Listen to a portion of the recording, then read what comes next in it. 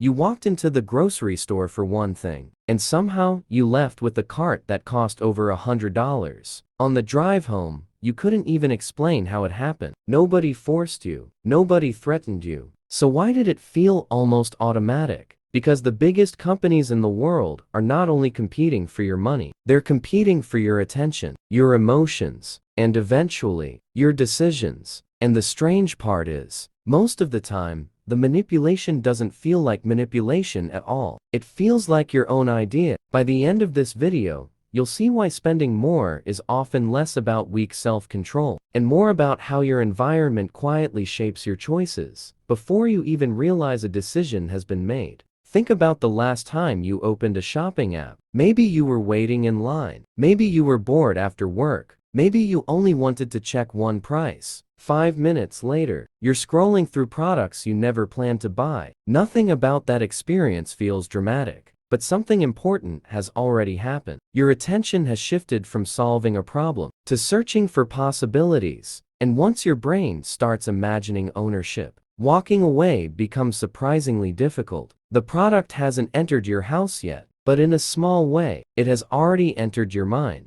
This is one of the reasons companies spend enormous effort making you imagine life after the purchase. Notice how advertisements rarely focus only on the object. A coffee isn't just coffee, it's a peaceful morning. Running shoes aren't just shoes, they're confidence. A new phone isn't simply better technology, it's the feeling of finally catching up. They're not only selling products, they're selling emotions attached to those products. And once your brain connects an item with relief, comfort, status, or belonging, the purchase begins to feel much more valuable than the object itself. But this is only the surface, because another psychological shift happens before most people even notice they're shopping. Have you ever added something to your online cart, then closed the app, only to think about that product again later? That isn't necessarily because you suddenly need it. Your brain dislikes unfinished experiences. An incomplete decision quietly stays active in your thoughts. The product keeps returning to your mind, not because it's important, but because your brain wants closure. Companies understand this. That's why your cart often waits for you the next day. Sometimes with a reminder, sometimes with an email, sometimes with a small discount. Each reminder gently reopens the decision your brain was already trying to finish. The longer the product stays in your mental space, the more familiar it begins to feel. And familiarity often creates comfort, not because the product improved, but because your brain became used to seeing it.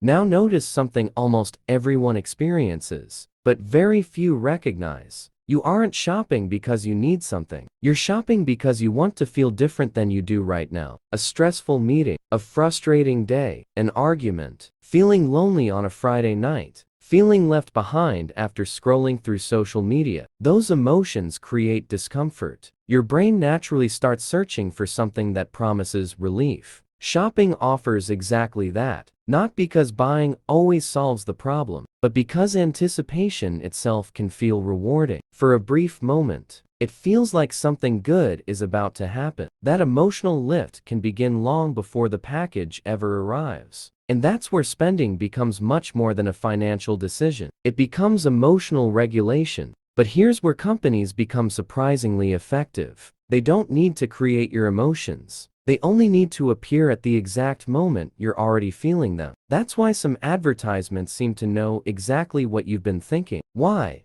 certain products appear after you've been discussing them. Why shopping apps send notifications just when your attention begins drifting. The goal isn't necessarily to force you into buying. It's to make buying feel like the easiest path toward feeling better. And once your brain begins linking relief with spending, a habit quietly starts forming, one that can repeat without you even noticing. But there's an even more powerful strategy hiding behind almost every major purchase. One that changes how your brain values money itself. And once you see it, you'll never walk through a store or open a shopping app in quite the same way again. The strategy hiding behind almost every successful marketing campaign isn't convincing you that something is valuable. It's convincing you that you might lose the chance to have it. Think about the last time you saw a countdown timer. Only 2 hours left. Sale ends tonight. Only 3 items remaining. Suddenly, the question changes. You're no longer asking, do I actually need this? You're asking, what if I miss it? That small shift is incredibly powerful. Our brains often react more strongly to the possibility of losing something than to the possibility of gaining the exact same thing. Companies don't always need to make a product look amazing. Sometimes they simply make waiting feel risky. And once urgency takes over, careful thinking often steps aside.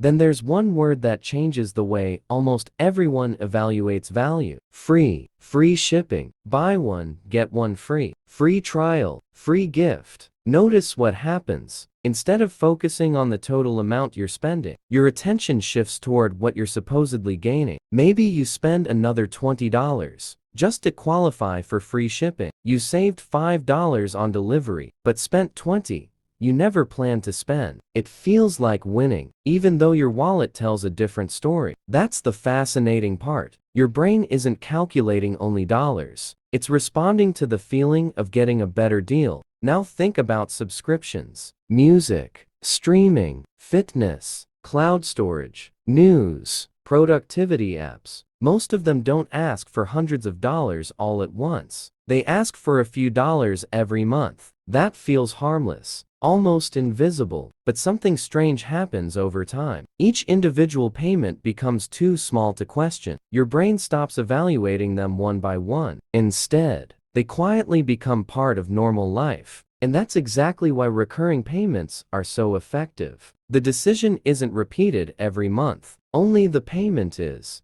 But the most expensive manipulation may have nothing to do with sales, or discounts, or subscriptions. It happens when your brain becomes tired. Imagine you've spent the entire day solving problems at work, answering emails, making decisions, handling unexpected issues. By the evening, your mental energy is lower than it was that morning. Now, you open a shopping app. At that moment, buying something doesn't just promise a new product. It promises an easy decision. No difficult thinking, no uncertainty, just one tap, and a small burst of relief. This is one reason impulse purchases often happen late at night. Not because people suddenly become irresponsible, but because mental fatigue makes immediate rewards feel more attractive than delayed benefits. The companies didn't create your exhaustion. They simply made sure their offer was waiting when it arrived. So, does this mean companies are controlling every decision you make? No, you still choose. But your choices are influenced by an environment carefully designed to guide your attention, emotions, and habits. The good news is that understanding the process changes the process. The next time you feel an unexpected urge to buy something, don't immediately ask, "Can I afford this?" Ask something much more powerful. What emotion am I trying to solve right now? That single question creates a pause. And that pause gives your thinking brain a chance to catch up with your emotional brain. Sometimes you'll still decide to buy it. And that's okay. The goal isn't to stop spending. The goal is to make sure the purchase belongs to you,